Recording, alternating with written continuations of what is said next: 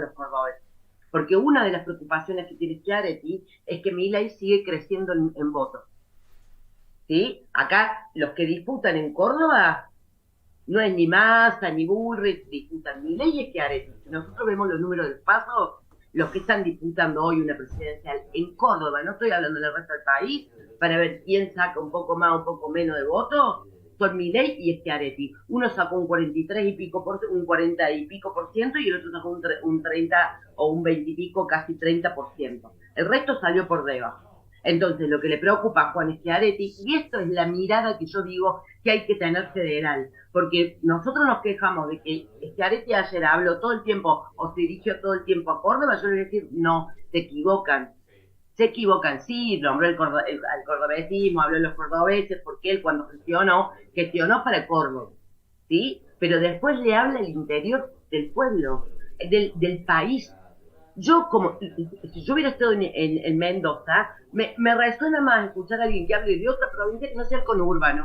Todas las preocupaciones eran si chocolate, si todo lo que pasa en la legislatura de provincia de Buenos Aires y de capital. Lo que pasa es que nosotros estamos adiestrados, los que vivimos acá, en el conurbano o en Cava, adiestrados a escuchar ese tipo de cosas. Y no estamos acostumbrados a escuchar de Córdoba, escuchar y la tonada de otro, y hablar de Mendoza. Para lo único que se dirigieron a otra provincia fuera para hablar de la represión de Morales, pero ni siquiera de lo que le pasa a los mujeres. Esa es te juro, pero Majo, y perdón, le pido a toda la audiencia, pero es indignante, indignante. Yo tengo un grupo de compañeros de todo el país. Y uno dijo, ay, me aburre cuando habla Schiaretti. ¿No te aburrís cuando habla Milei y que no dice nada y la Bullrich? ¿O estás todo el tiempo tratando de ver qué dice para pegarle? ¿No? Porque, Bueno, a mí me pasó, en ese sentido te voy a decir que a mí en distintos grupos, en el minuto a minuto, grupos que son totalmente heterogéneos, también el comentario general era, no lo pueden pasar en dos, no me lo van a comer, no lo puedo, o sea, mucho, mucho sí, de ¿por eso. qué? Porque la pausa del interior del país, que no es la histérica y la acelerada del porteño centro, ¿sí? Que hablamos todo rápido, que hablamos, viste, el minuto cuenta. No, bueno, el interior tiene otros tiempos. Y no sé si es tan malo o bien, pero son otros tiempos. Y Ujú. hay que aceptar, porque también el interior, nosotros que decimos que no tenemos un Estado eficiente, ¿sabes por qué no tenemos un Estado eficiente? Porque porque nación únicamente se gobierna y se hace políticas públicas para provincia de Buenos Aires. Y lo que le pasa al conurbano bonaerense no es lo mismo que le pasa al resto de los países, de las provincias, perdón. No es lo mismo. La necesidad uno que tiene el conurbano no es la misma necesidad número uno que tiene Córdoba, Mendoza, San Juan, no sé, Santa Cruz, Catamarca. No, seguro. Entonces, porque te lo digo porque yo lo miro todo el tiempo. Y en serio, vos lo podés criticar a Juan Schiaretti, podés criticar a cualquier. Yo el otro día en este grupo que te digo, me sentí ofendida. Y eso que hace se llama bullying. Es como la xenofobia. Y habían tirado un meme de, che, por acá se pasa el que tiene nacionalidad cordobesa. ¿En serio? ¿Vos porteño me vas a decir a mí qué nacionalidad es la mía? Eso se llama bullying. Rosa la xenofobia, pero a nivel de provincia. Ujú. Y la verdad me parece serio el tema. Serio. Que periodistas que yo admiro y la capacidad que tienen, con la capacidad que tienen, hoy lo primero que hicieron fue reírse de Schiaretti. Bueno, anda a gobernar tu provincia, así, a este nivel. Y después se quejan del nivel de debate que tienen nuestros candidatos. Un horror. Si tenemos este nivel de periodismo que va a hacer análisis de este tipo de debate, bueno, somos el reflejo y el espejo de lo que criticamos. Seguramente para pensarlo y reflexionar y esperar que el próximo domingo, que es el próximo debate, no vuelva a ocurrir lo mismo o tengamos otro nivel de escucha hacia cada uno de los candidatos y candidatas. Ya está en comunicación nuestra entrevistada del día de hoy. Ella es Malena Vivanco. Malena es integrante del programa de justicia fiscal de la Asociación Civil por la Igualdad y la Justicia, ASIJ, y del Espacio de Trabajo Fiscal para la Equidad, ETFE. Dentro de este último espacio, el espacio de trabajo fiscal para la equidad, el día 19 de septiembre del 20 de este año se publicó una nota en ámbito financiero donde, bueno, el título de la misma es Eliminación del impuesto a las ganancias, injusticia impositiva, se pregunta sobre esta nota, que ella es una de las autoras, junto con María Julia Eliosoff, Martín Mangas y Francisco Cantamuto, todos integrantes del espacio de trabajo fiscal para la equidad. La idea es hablar un poco con Malena en relación a esto y a las cuestiones impositivas y tributarias y bueno, todo lo que nos quiera contar. Gracias Malena Vivanco por estar aquí en Rojo y a la Izquierda con Majo Jara y Maja Burgos quien te habla. Buenas noches. Hola, buenas noches. ¿Cómo están? Gracias a ustedes por la invitación. Bueno, acá estábamos con un encendida charla en relación a lo que fue el debate del día de ayer, pero bueno, ahora queríamos adentrarnos un poco en esto, en el título de esta nota en relación a si tiene que ver con la justicia esta modificación en el impuesto a las ganancias o no, y bueno, todo lo que nos quieras ir comentando en relación a este trabajo que hicieron y que publicaron en ámbito financiero. Bueno, sí, solo para poner en contexto, el ETFE es un espacio que fue impulsado por ASIG y por la FES Argentina, en el cual buscamos reunir a un montón de referentes de la academia, de la sociedad civil, organizaciones de la sociedad civil, que hace mucho tiempo veníamos trabajando temas fiscales con la idea de poder aportar argumentos informados, basados en evidencia, al debate público que por suerte ahora está bastante en agenda porque realmente tiene implicancias muy fuertes en la vida de las personas. Estamos hablando de cómo se recaudan los recursos públicos y después cómo se distribuyen. Eh, por suerte está bastante en el debate actualmente, pero con una discusión que vemos bastante corrida a la derecha o con un sentido común instalado que nosotros identificamos prácticamente como un mito, y por eso sacamos hace unos meses un manual de mitos en los cuales buscamos poner en conversación estas ideas instaladas que entendemos que no están basadas en fundamentos sólidos. Y en ese trabajo que venimos realizando también buscamos posicionarnos respecto a estas últimas medidas y ahí aparece esta nota que mencionaba. Así Cuando que hablamos de si mitos nos querés referimos, por ejemplo, a esto que se dice siempre, de que Argentina es uno de los países donde más impuestos se paga, por ejemplo.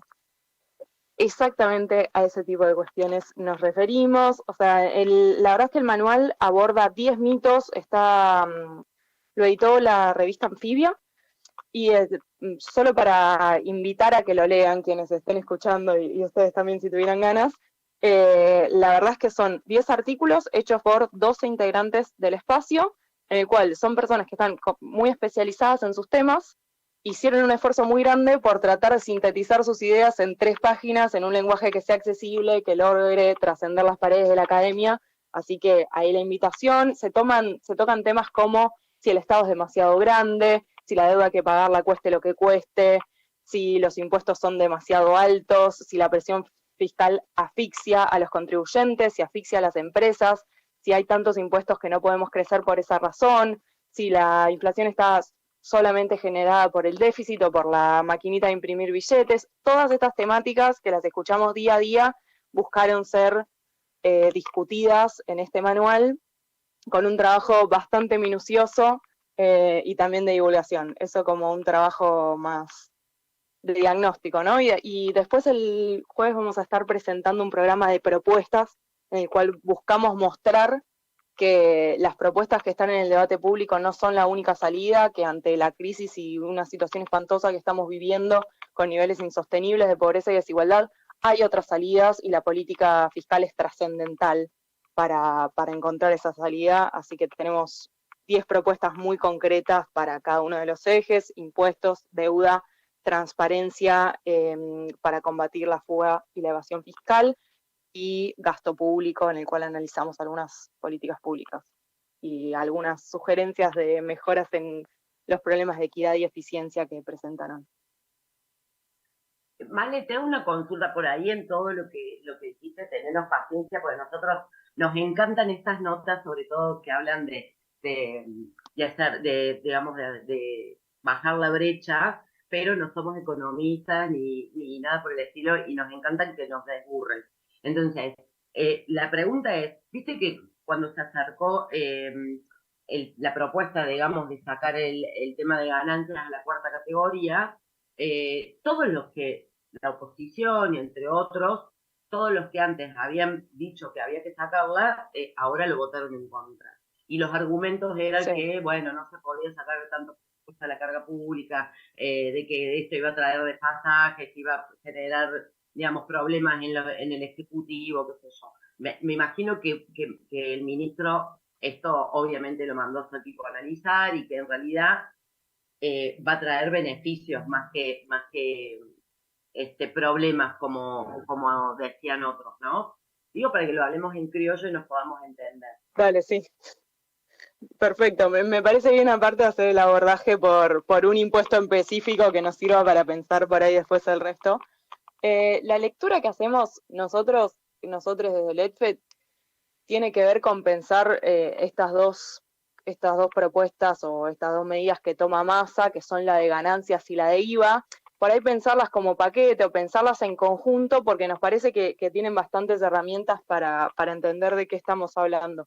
Principio en nuestra caracterización, mirando el sistema de conjunto, o sea, la totalidad de los recursos públicos, toda la plata que el Estado recauda a través de impuestos. Hoy en día es predominantemente regresiva. ¿Qué quiere decir eso? Que en vez de que cada persona esté contribuyendo de acuerdo a su capacidad contributiva, a lo que puede aportar, hoy día las personas que menos tienen están contribuyendo proporcionalmente más, lo cual significa que están haciendo un esfuerzo más grande que los más ricos. Esto es, si vos tenés un salario mínimo y terminás aportando un 20% en impuestos a través del IVA porque gastás casi todo tu ingreso en consumo, estás aportando un 20% de tu ingreso total. En cambio, las personas que tienen ingresos muy altos, por más que pongan 20.000 pesos a través de IVA y después 10.000 más a través de ganancias, bueno, en relación a su ingreso total, ese porcentaje es más chico y el esfuerzo que están haciendo para contribuir a los recursos públicos que después se van a distribuir a través del gasto es menor. Por eso la academia y los especialistas vienen diciendo, y es la caracterización histórica del sistema tributario argentino y del resto de los países de la región en mayor o menor grado, decimos que es regresivo, que implica esto, que no se está cumpliendo el criterio de equidad o que el Estado, en su ejercicio de recaudación, está profundizando la desigualdad en vez de mitigarla o en vez de tender a que desaparezca. Después, en el uso de los recursos públicos, el efecto es progresivo a través del gasto público, pero a la hora de recaudarlos, si vos mirás esa parte, pareciera ser que en ese ejercicio el Estado profundiza la desigualdad en vez de mitigarla. Entonces, teniendo ese esquema en la cabeza, ¿por qué hago toda esta introducción? Porque por ahí la caracterización que voy a hacer de la medida de ganancias puede resultar poco amigable. Por eso hice la introducción ahora. Pero teniendo en cuenta esa lógica en la cabeza, lo que vemos nosotros es que la medida de ganancias tiende a profundizar la característica regresiva del sistema tributario, que resulta un poco injusto. O sea, uno pensaría que ante determinados problemas, que ahora los podemos ver con más detalles, que tenía el impuesto de las ganancias, la propuesta de subir a 15 veces un salario mínimo al mínimo no imponible, o sea, que ya no paguen los salarios relativamente altos y los salarios altos, sino que solo paguen los extremadamente altos, porque se redujo a un 10% de las personas que pagaban, los que realmente pagan ahora. Bueno, parece una respuesta un poco desproporcionada para solucionar algunos problemas que sí tenía el impuesto. No sé, un mínimo no imponible. A ver, vamos de a poquito. El impuesto a las ganancias funciona, tiene en primer lugar un problema en el nombre, porque no es un impuesto a las ganancias, es un impuesto a los ingresos. Impuestos a los ingresos hay en todo el mundo, y de hecho, los países desarrollados y con sistemas más progresivos son los que más recaudan a través de este tipo de impuestos, que son los que desde la academia siempre defendemos. ¿Por qué? Porque graban a las personas considerando su capacidad contributiva. O sea, se fijan cuánto es lo que gana la persona y en función de eso le piden más o menos. O sea, en Argentina, a partir de un determinado límite, que hasta ahora era de 700.000 pesos, a las personas que pasan ese límite, depende cuánto lo pasan después de haber aplicado deducciones, que pasan ese límite, se le aplica una alícuota. Y cuanto mayor es el ingreso, más alta es esa alícuota, mayor es el porcentaje que se le pide por sus ingresos por encima de eso. Entonces, en principio, si vos tenías un ingreso por 700.000 pesos después de descontar deducciones, pagabas un porcentaje y a medida que ibas avanzando, cuanto más te pasabas, más pagabas con un sistema escalonado que lo que evita son desincentivos al trabajo, porque muchas veces los problemas con estos impuestos es si no tenés un diseño adecuado, las personas pueden elegir pedir cobrar menos para que no los agarren impuestos. Eso no sucedía porque tenías un sistema escalonado. Sí, tenés un sistema escalonado. Ahora, ¿qué pasaba? El mínimo no imponible, el piso a partir del cual vos empezabas a pagar, estaba sujeto a la discrecionalidad o a la decisión del poder de turno. Entonces, muchas veces era utilizado políticamente según el contexto y muchas veces respondía a una situación real de injusticia que tenían muchos trabajadores que sus sueldos iban aumentando porque subía la inflación, entonces por ahí tenían el mismo sueldo que hace un par de meses atrás en términos reales, porque cobraban más nominalmente, pero la inflación había avanzado, y como no se había corrido el mínimo imponible, personas que tenían el mismo ingreso real que hace un tiempo se veían alcanzadas por el impuesto sin que haya cambiado su capacidad contributiva en términos reales. Entonces, en ese sentido, la idea de transformar el mínimo no imponible a un criterio claro y objetivo, es decir, es 15 salarios mínimos, que es lo que reforma ahora Massa, pone un criterio claro y objetivo, 15 salarios mínimos a ajustar 2 veces al año, semestralmente. Bueno, eso es un avance. En ese sentido estamos de acuerdo y nos parece que tiene sentido esta modificación. Lo que no nos convence en el análisis que hacemos en la nota es que, ¿cuál es el criterio objetivo? 15 salarios mínimos. Parece un monto, es un poco alto. Solo lo van a estar pagando, si no me equivoco, un 1% de los trabajadores. Y en un sistema en el cual vos necesitas recursos para financiar el gasto público, y parece bastante más urgente aliviar a otros sectores. O sea, podrías igual haber mejorado esa base imponible y sobre todo mejorar la escala de alícuotas, que es lo que se pide mucho. Lo que le pasa al sistema tributario argentino como a otros sistemas de la región es que no logra captar los grandes ingresos, en este caso a través de ganancias. Ahora estamos discutiendo las ganancias de la cuarta categoría, que son los ingresos laborales, pero ganancias también tiene ganancias empresariales, que en otro momento estaban peor grabadas que las ganancias personales. Hay mucha discusión sobre todo ese tema, qué grabar, qué no.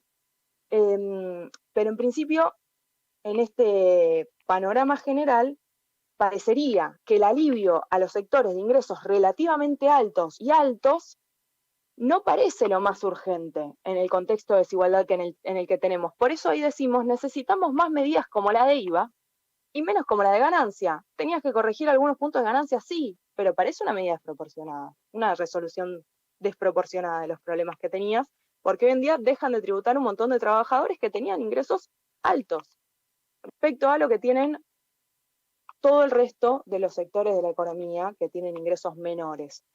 Porque el riesgo de esto también es esto, que se termine compensando con impuestos que son más regresivos esa pérdida de recaudación. Y ahí es cuando celebramos la medida de IVA. Porque el IVA es el principal impuesto sobre el que se sostiene la recaudación argentina. Eso es lo que explica principalmente su regresividad. Si vos mirás el peso de los impuestos dentro de todo lo que se recauda, párenme si quieren, si algo no se entendió, vengo embalada, No, se pero entendió todo perfecto, pero sí tengo que parar, pero porque vamos al tema musical y a la tanda y seguimos después del tema, porque esto por cómo viene, recién empieza y hay mucho más para aprender, aprovechando que contamos contigo. Así que si te parece, vamos a un tema musical y a la tanda y volvemos en un ratito. Dale, perfecto.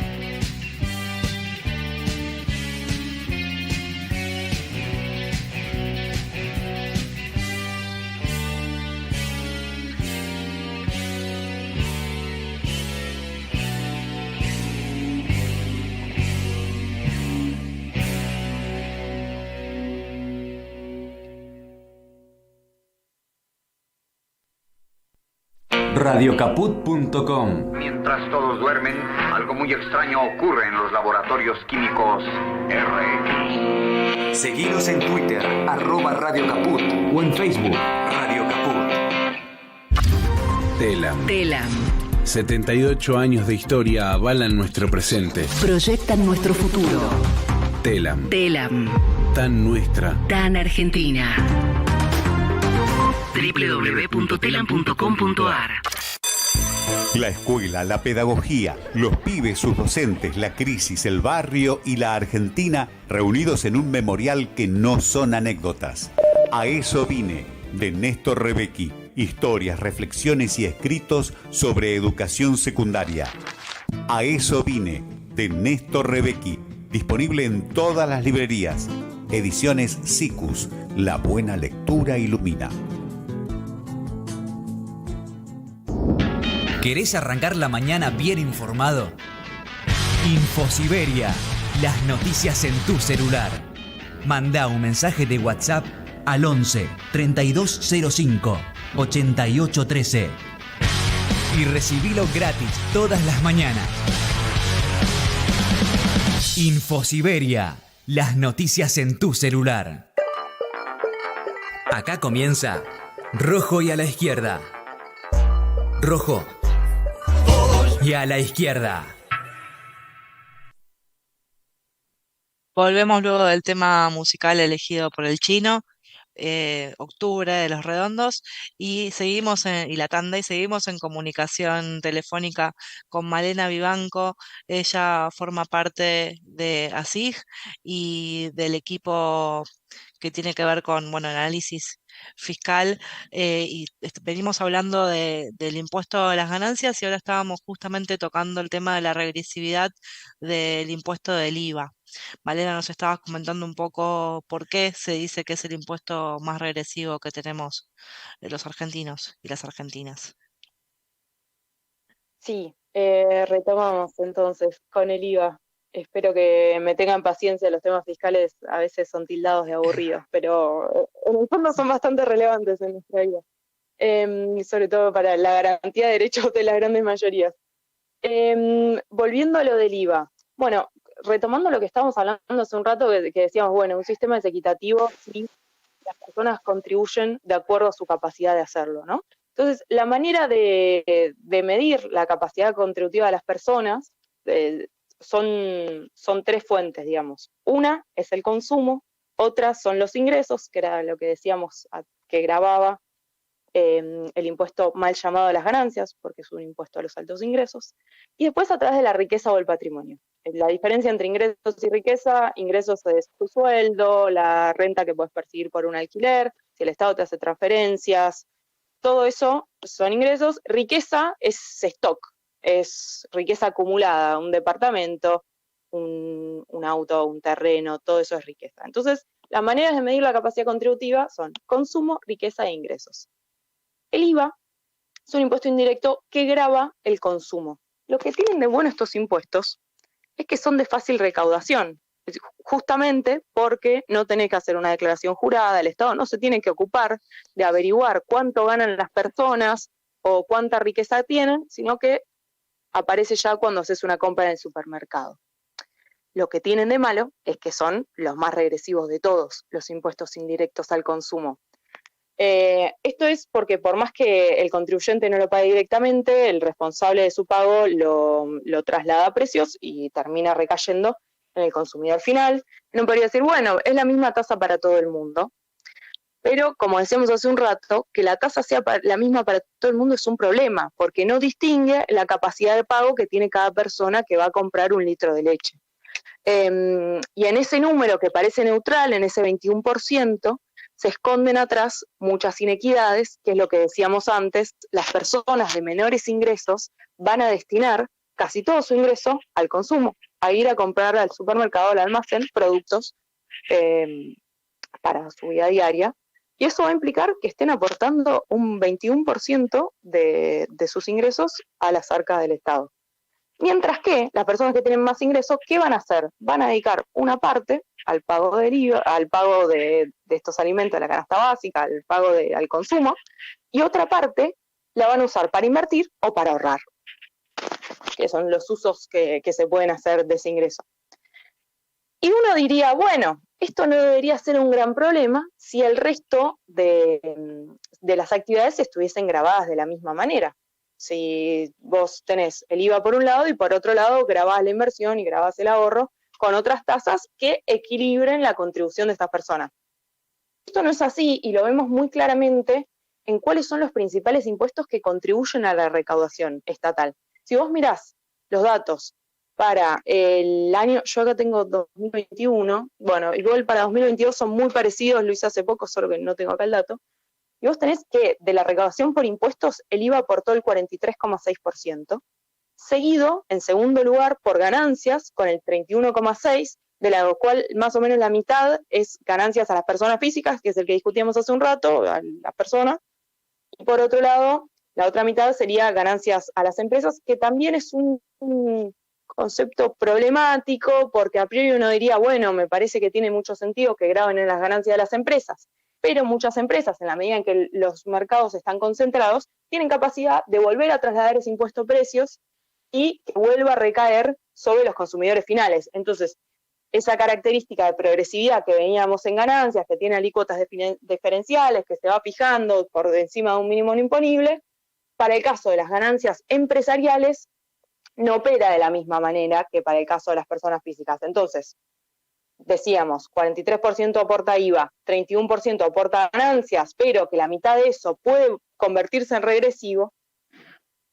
Todos esos conceptos juntos y nos hablan de un sistema tributario problemático en términos de equidad. Y después, el impuesto por excelencia que grava la riqueza es el impuesto a los bienes personales, que es el que grava lo que decíamos hace un rato, casas, autos, motos, yates, etcétera. Y ese impuesto aportó un 3,8.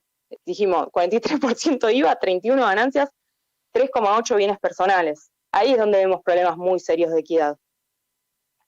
Y hablando de la regresividad del IVA, no solo tiene los problemas que hablábamos hace un rato, de que no distingue la capacidad contributiva de la persona, sino que además en la región tiene una tasa que es extraordinariamente alta. Que el 21% es extraordinariamente alto. En Ecuador es de un 12%, en Bolivia un 13%, en México 16%, solo Uruguay está por encima nuestro, un 22%. Entonces, ahí es cuando nosotros decíamos en la nota, bueno, necesitamos más medidas como la del IVA, que alivien, efectivamente hay sectores que sí necesitan un alivio fiscal, todo esto que se escucha muchas veces, la presión fiscal nos está asfixiando. Bueno, nosotros podemos desmitificar y decir, no, la presión tributaria no es la más alta del mundo, de hecho estamos por debajo del promedio de los países desarrollados, la Argentina es del 29%, mientras que el de la OCDE es 33%, la OCDE se conoce también como el Club de los Países Ricos.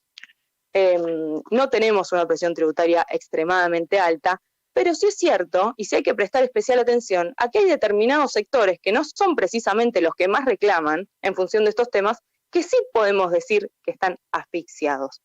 Y son estos que se encuentran sobre representados en el pago de IVA. Hay otro dato que por ahí es un poco más técnico, pero que habla de la regresividad del sistema tributario, porque dice, el 10% más pobre, las personas del 10% más pobre de la población, aporta más al pago de impuestos de lo que recibe en la distribución del ingreso. O sea, tenemos un problema de diseño muy importante. Y en ese problema de diseño, bueno, bienvenida sea la devolución del IVA a los productos de la canasta básica, y más complicada es la defensa de la medida de ganancias. Esa era la lectura que nosotros tratábamos de reflejar en la nota. Eso igual es analizando dos impuestos muy importantes, y hay otra serie de componentes que tienen que ver con la evasión fiscal, con la elusión fiscal y con los gastos tributarios, que es el otro tema que ayer mencionó Massa, que también explican esta regresividad del sistema, que también vale la pena prestar atención. Pero bueno, esa nota era sobre las últimas medidas. Pero, Male, perdón, porque, a ver, el IVA y ganancias no, son impuestos que nosotros, digamos, todos los mortales, más o menos, bueno, y no todos, pero la gran mayoría de los laburantes manejamos, digamos, en nuestros conceptos, a pesar de no ser económicos. Los otros dos que mencionaste recién se me acaban de ir, que son ¿Bienes personales? No, bienes personales también, porque bueno, vos te compras un departamento, que tampoco lo hace todo el mundo, ¿no? Pero si tenés un auto, tenés un departamento, bienes personales, depende del monto, también tributas. Pero uno que dijo más ayer, ¿cuál es el que dijiste recién? Recién mencioné otros dos temas, por ahí era esto, que es la evasión y la elusión fiscal y los gastos tributarios. Bueno, eso, gastos tributarios no sé qué es. Perfecto. Pero evasión fiscal Buenísimo. es algo que hace, no sé, yo por lo menos 25 años que escucho que hay que hacer algo y no se hace nada, ¿no? Y estamos con el tema del blanqueamiento, que qué sé yo, y nos tiramos los parientes que blanquean, gobierno tras gobierno, y que traen o que no traen de afuera la plata, pero no hay nada de fondo. Entonces está bueno, digamos, primero que me desburre y después para ver cómo viene. Sí, vamos entonces a charlar un poco de a qué me refería. O sea, yo más o menos recién les estaba contando, estábamos haciendo un análisis sobre cómo se compone la recaudación nacional y por qué esa foto que nos muestran los números de la recaudación da cuenta de un sistema que es regresivo, que es injusto, en la manera en que le pide contribución a sus ciudadanos. Ahora bien, ¿cómo se explica esa foto o ese resultado tan injusto? Tiene que ver con varias cosas, bueno, con los problemas de diseño que mencionamos hace un rato, que principalmente la recaudación se sostiene en impuestos indirectos al consumo, con otros problemas en torno al impuesto a las ganancias, que eran los que comentábamos, la capacidad de trasladar a precio de las empresas, la poca participación de los bienes, de los impuestos patrimoniales como bienes personales, y aparte hay dos componentes extra que dan cuenta de esta situación o que contribuyen a esta situación de injusticia, que son la evasión y la elusión fiscal, que tiene que ver con las maniobras que realizan principalmente las grandes empresas y las personas más ricas del país y en todo el mundo. No es un problema solo que tiene la Argentina, ¿no? Después algunas administraciones tributarias tienen mayor o menor fuerza para combatir la evasión y la elusión fiscal, que tiene que ver con los mecanismos que tienen las empresas y las personas para evadir impuestos. O ¿cómo se hace esto? Bueno, maquillando, reduciendo sus bases imponibles para que el Estado no se dé cuenta de que tienen muchas riquezas, de que tienen muchos ingresos.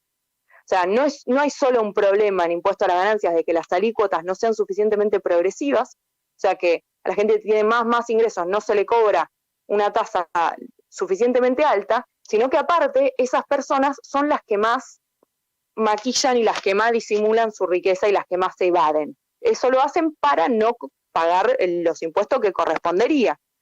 Esto no es ninguna teoría conspirativa. Existen equipos de abogados, equipos de contadores que hacen esto que se llama tax planning, que planifican el sistema de tributación de las empresas y de las personas de manera que contribuyan lo menos posible, a veces en el límite de lo legal, en la elusión, y a veces traspasando ese límite, que ya es evasión, y es un problema más grave en términos de derecho, ¿no? Y acá entra toda la agenda de las guaridas fiscales, de cambiar la residencia a países donde se habla de jurisdicciones de baja o nula tributación, que son lo que antes se hablaba de paraísos fiscales, ahora se les dice guaridas, porque la idea de paraísos quedaba muy ligada a que son las islas del Caribe, cuando en realidad buena parte de las guaridas fiscales se esconden en los países centrales, y queda un poco estigmatizante el nombre, pero la evasión fiscal refiere a todo ese conjunto de maniobras que se realizan y que tienden a reducir la contribución que hacen las personas que más pueden contribuir. Esto tengamos en cuenta, para pagarle un abogado, para que tengan sentido pagarle un abogado y a un equipo de abogados y contadores para evadir, tenés que tener mucho ingreso y mucha riqueza. Los sectores más bajos no tienen posibilidad de evadir, es decir, bueno, yo no voy a pagar el IVA. O sea, es una característica de los grandes contribuyentes principalmente, son los que mayor capacidad tienen para hacerlo. Argentina es el tercer país con mayor cantidad de personas beneficiarias de sociedades offshore, que son en estas locaciones de tributación baja.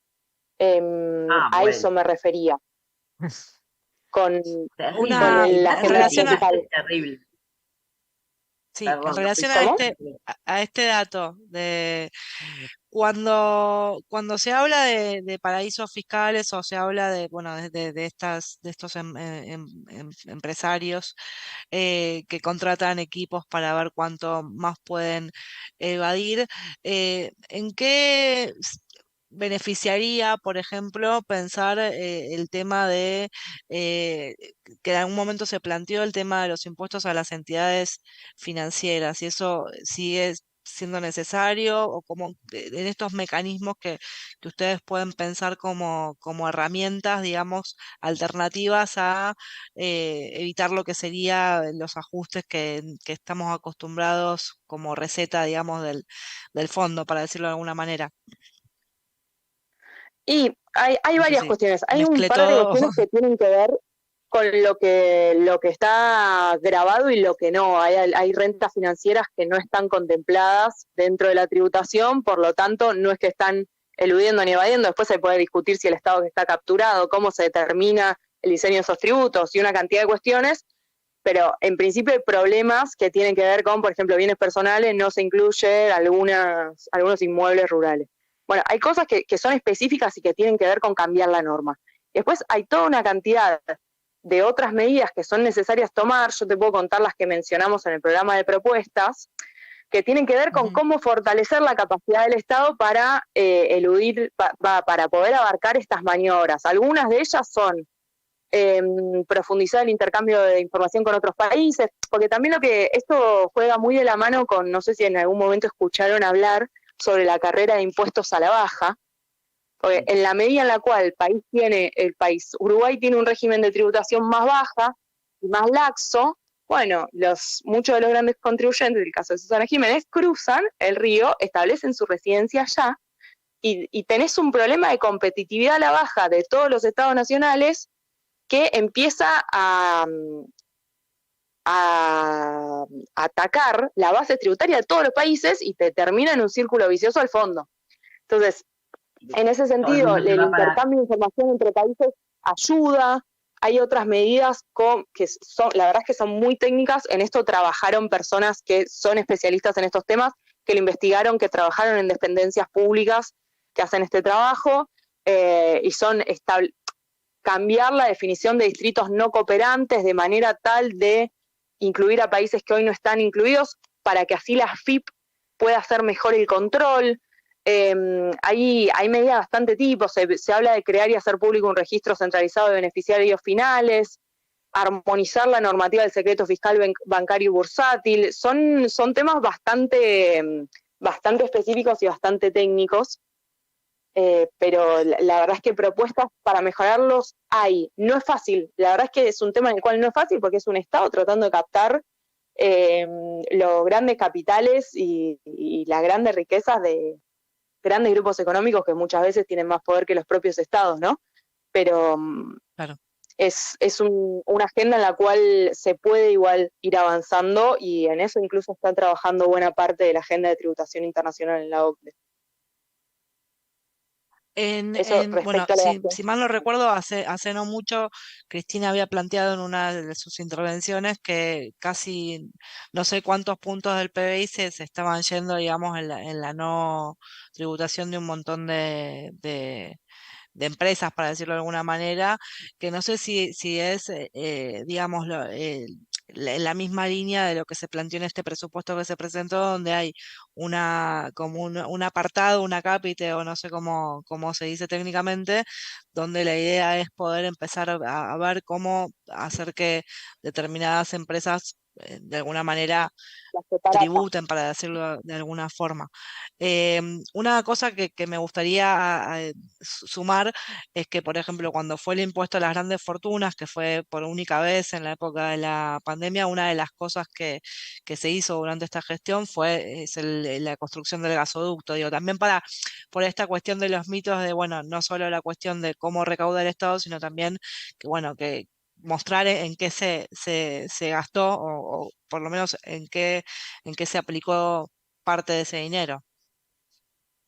Sí, que en su momento yo recuerdo que nosotros formamos parte de la discusión sobre el impuesto a las grandes fortunas, y en su momento, bueno, nos parecía que era una medida recontra necesaria, que la teníamos que impulsar, que teníamos que trabajar en esa idea, pero al mismo tiempo decíamos, bueno, tampoco es suficiente, y una cantidad de reparos que siguen siendo pertinentes, pero cuando vas a ver los resultados, si bien en tamaño de un Estado a veces no parece tanto en términos de porcentaje del PIB, pero lo cierto es que financiaron un montón de vacunas, parte del gasoducto, otra parte fue la Secretaría de Integración Sociourbana, que tiene que ver con los procesos de reurbanización, y otra parte fue a becas estudiantiles. O sea, realmente estamos hablando de un ejercicio muy relevante en el ejercicio redistributivo de la política fiscal. Que las personas y las empresas que están teniendo un excedente realmente considerable puedan hacer un aporte que ni siquiera representa el mismo esfuerzo que está haciendo la gente que paga el IVA todos los meses. Y es eso, es para construir escuelas, es para becas, es para aumentar la capacidad productiva del país. Tiene todos esos usos. Después, respecto a lo que vos me mencionabas de la cápite, era justamente el segundo tema que por el que me preguntaba Majo, Majo, sí, yo. que era, uno era la evasión fiscal y lo segundo eran los gastos tributarios, que son esto que menciona Massa reiteradamente, que lo mencionó en el debate, que lo trajo el año pasado también con el presupuesto nacional. Los gastos tributarios o exenciones fiscales son tratamientos impositivos diferenciales, si lo queremos decir así de memoria de lo que dice el manual de gastos tributarios.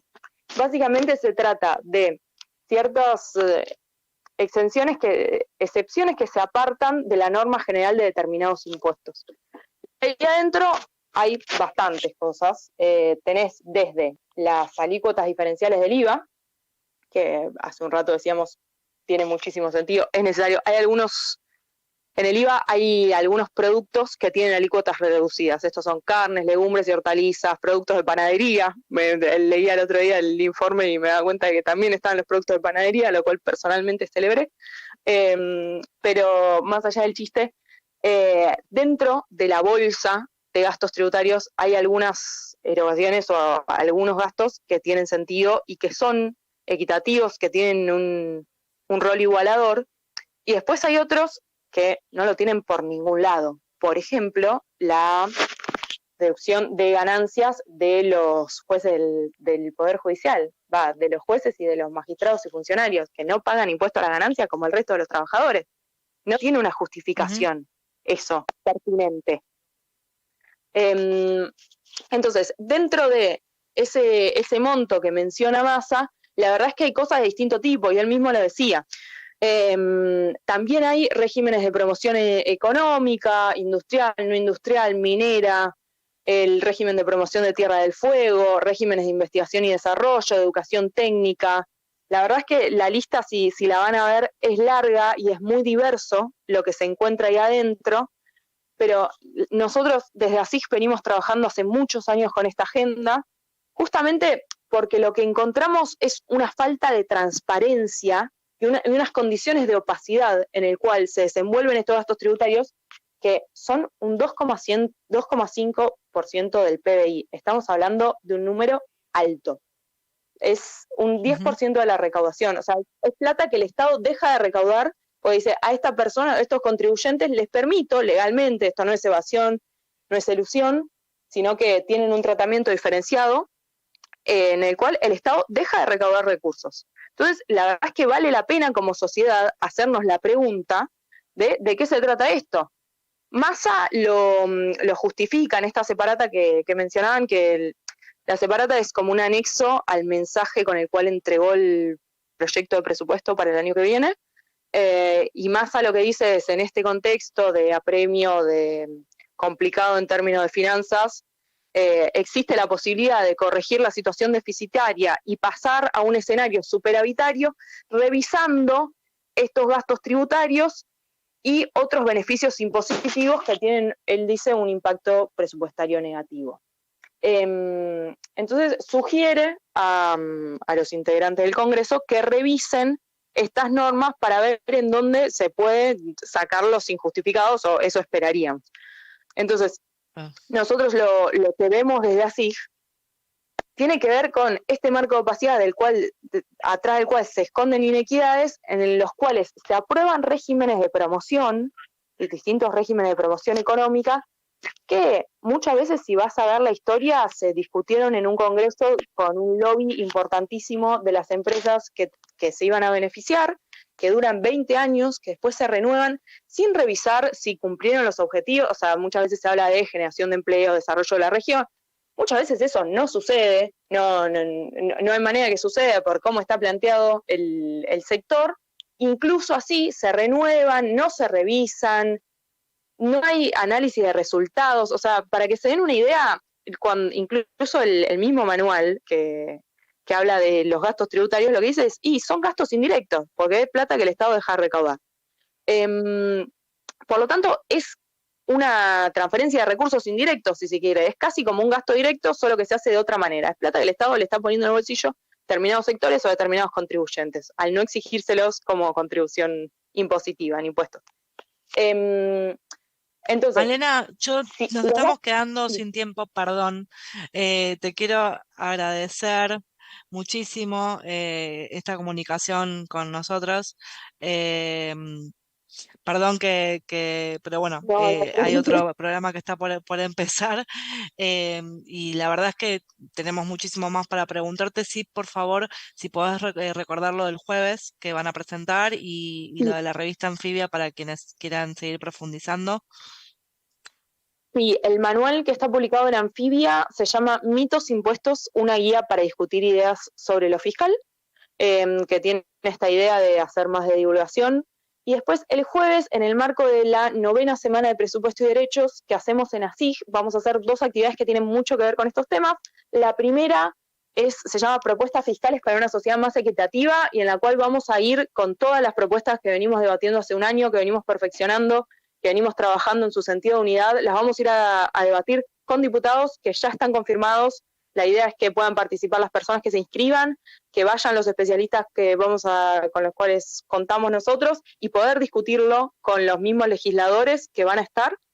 Eso es de 3 a 5 en el Congreso. Hay que inscribirse, si lo buscan en las redes de ASIG aparece el formulario de inscripción, e inmediatamente después hay una mesa sobre gastos tributarios, que es este tema que nos quedó pendiente, y en esa mesa van a estar personas que van a discutir sobre el régimen de promoción de la actividad minera, de Tierra del Fuego y de la economía del conocimiento.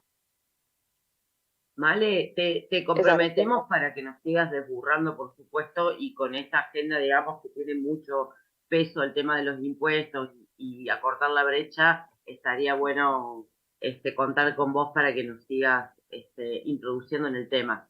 Así que te agradecemos un montón. Por supuesto, un placer. El placer es nuestro y obviamente te vamos a estar llamando de nuevo, seguramente. Muchísimas gracias. Vale. Chao, gracias. Chau, buenas noches. Malena Vivanco, hablando de todo lo que tiene que ver con la cuestión de la economía, de los impuestos, de las ganancias, del IVA. Y quiero mencionar 2 cuestiones para esta semana. Por un lado, el día miércoles va a haber una actividad en la Sociedad Luz que tiene que ver con la presentación de un libro en relación a la situación del narcotráfico en Santa Fe. Esto va a ser a las 18:30 horas en la Sociedad Luz. Va a estar el diputado del FRADE, va a estar también Guillermo Torremare de la PDH, va a moderar Julia Sequeira. Esto es a las 18:30 en Avenida Suárez 1301 en Barracas. Y también contarles que el día sábado por la mañana a las 11 de la mañana en Ituzaingó va a estar el mural en reconocimiento al compañero Mingo que falleció. Mingo fue esa persona que no le quiso dar la mano a Macri cuando pasó por su kiosco de diarios, un compañero que queremos y que recordamos, y convocamos a todos y a todas los que puedan ir a participar de la muestra de este mural. Nos despedimos hasta el próximo lunes aquí en Rojo y a la Izquierda, el programa de la Confederación Socialista por Radio Caput. Gracias, Majo, gracias, Chino, buenas noches y hasta el lunes que viene. Buenas noches, hasta luego. En Caput pasan cosas. Yo no quiero llamar periodistas a los sirvientes. No quiero llamar periodistas a los que cobran para destruirnos. Estos que se dicen periodistas y que dicen la verdad pero a medias, hay que ponerles otro nombre. Yo hablo de los verdaderos periodistas. Hay cantidad de radios como esta que se juegan, que les cuesta, que es un esfuerzo enorme, pero que siguen estando en el aire. Me parece que eso es lo que hay que reivindicar. Radio Caput. Yo hablo de los verdaderos periodistas. Esas cosas. Morón es más prevención. Ante cualquier emergencia, ahora podés pedir presencia de policía, SAME o bomberos con un solo clic. Descarga la aplicación Morón Alerta y un móvil se acercará inmediatamente a donde estés. No lo dudes. Morón Alerta, en la tienda de tu celular. Municipio de Morón, corazón del oeste. Telam. 78 años de historia avalan nuestro presente. Proyectan nuestro futuro.